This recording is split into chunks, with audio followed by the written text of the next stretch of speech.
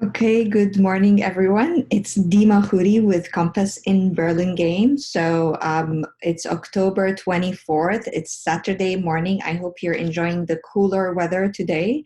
And I'm back to give you more information on a real estate market in San Francisco County and in general in the US, what's happening with different metrics that are directly impacting the real estate market. So as we know, the interest rates has slightly dropped in the past 10 days from 2.88 down to 2.81, which is great news for buyers who are still in the market looking for their properties or not sure whether this is the right time to buy.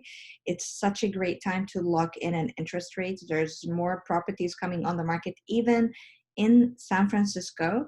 And depending on what kind of property you're buying, whether it's a single family home or a condo. So if you're looking for a condo in San Francisco, this is really a great time to lock in. Low interest rate, property values are kind of stable. Some of them are slightly going down. And if you're currently renting and not sure whether you want to buy, you think of your mortgage payment versus your rent. They're equal. If not, the mortgage could be less than what you're paying for rent. So instead of paying your rent, you'd better off sending this money or paying this money towards your equity, which is kind of forced savings. So let's look at some metrics, some real estate or general market metrics in the US and what's going on during this time. So sharing my screen, let me show you. The first chart shows us the total spending by all consumers as of the beginning of this year. So obviously this consumer spending has dropped almost 32% in April, last March and April.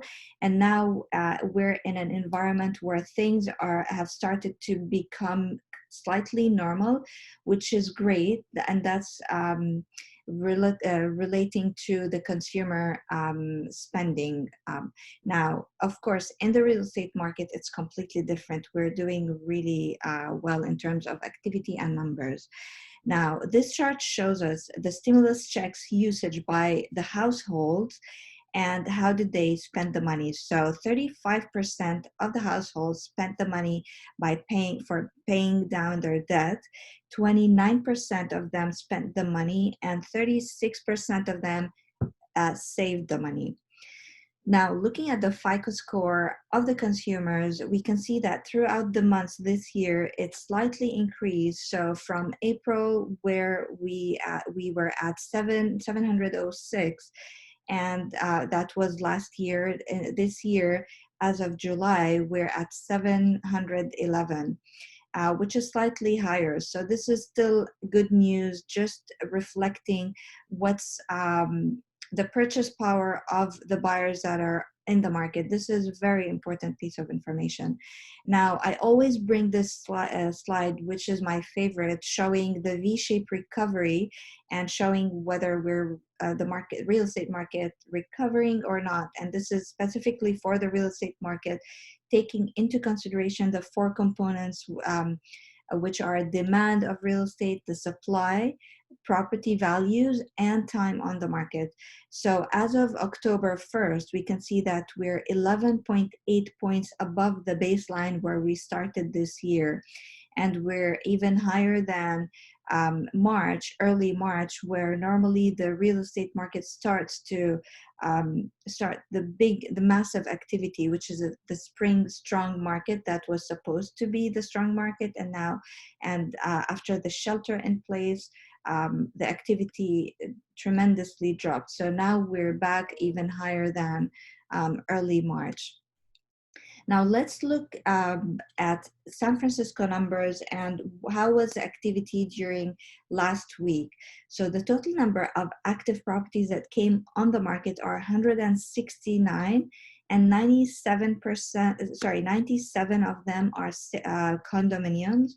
And the number of properties that went in contract are 172, and 100 properties were condominiums. Now, the number of properties that sold or closed escrow are 109, and 53 of them are condominiums. So we can see that there is, in comparison to previous week, we can see that there is an increase in the number of properties that are selling for the condominium, which is great news, because we could see there is a difference in the activity and the market dynamics between the single family homes and the condominiums in San Francisco. Now, the number of properties that came off market between canceled, withdrawn, or expired are 65 properties, and 39 of them are condominiums.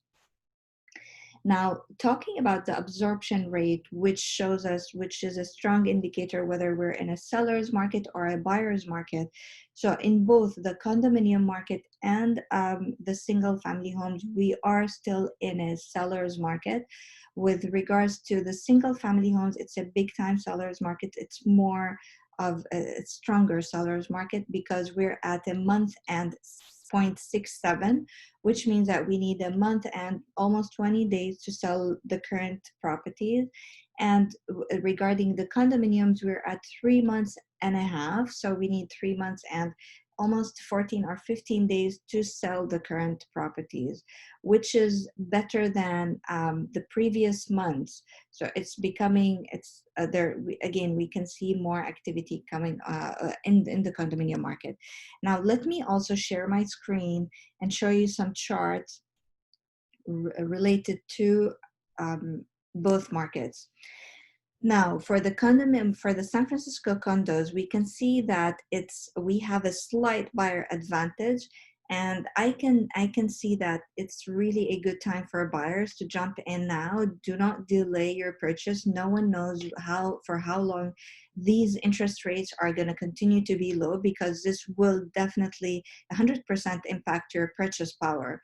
So for this same amount of mortgage payment that you're paying, if interest rates goes up, then you're going to be paying either more for the same property value, or you will not be able to afford certain properties. And we can see that the median list price has slightly dropped for the condominiums throughout this year. So we're now at 1.499 million. The price per square foot has been sort of very, very stable. And the days on the market, it's now slightly increasing. And price drops. We have 55% of the listings are dropping the prices. Relisting, meaning that properties, when they don't sell, we come back on the market, it's 8%. And we have 49 inventory. Now, looking at this chart, this shows us the median sale price of the condominiums. So again, we can see that it slightly dropped throughout this year. So we were at, I would say, 1,000,007. Now we're at 1,000,005, almost 1,000,005 or 1,005,50, or trying to estimate this on the chart. So it's which is kind of stable, and this is really good news for the sellers, because it reflects that, again, we've said it before, there is no real estate crash, not even in San Francisco. And the condominium is very interesting because the market, the audience for the condominium, the buyers, are people who are working in the city. They don't want to deal with the commute in a normal market or normal working days or working weeks. So they prefer to live near their property, near their work. But now, since they are allowed to work remotely, this is the reason why we can see a drop in the demand for the condominiums. Now, the housing market, the single family homes, it's kind of different. So we see there's a slight seller's advantage. The median sale price is increasing. We're at 1.468 million. And the price per square foot has slightly decreased. The days on the market is 77 days, while we were, it's very close to the condominiums. And the price decreases, we see 67% of the prices decreased, meaning that That's for the listing. So the price decrease or price increase is, did the property sell at the asking price, higher or lower, or they had to reduce the listing price. And reducing the listing price, meaning that there might be the seller's expectations are higher than where they went on the market, but now when they experience the low demand, then they start being more reasonable and slightly dropping the price. And the price decrease, the price increases were at 33%. Relisting for the single family homes are 67%, and inventory is 3. So, and this chart shows us the increase in the median sale price for the single family home. So we can see in comparison to early this year, it definitely increased from almost 1 million to 1.2 million, or above even, we're 1.3 million. And the lighter line shows us the 7-day average. So we can see the fluctuation since August in the average of the median sale price. And now 90-day, and the darker line is the 90-day average. So this is what's happening in San Francisco market. I hope this information was helpful for you to help you make a decision whether to buy or not to buy, or to sell or not to sell. There are some differences in the activity, the market dynamics among different districts and neighborhoods in San Francisco. So if you would like more information about your property, your certain neighborhood, I'll be more than happy to provide you with extra information. Please feel free to reach out. And I'll leave you now. Have a wonderful, cooler Saturday, and please be safe.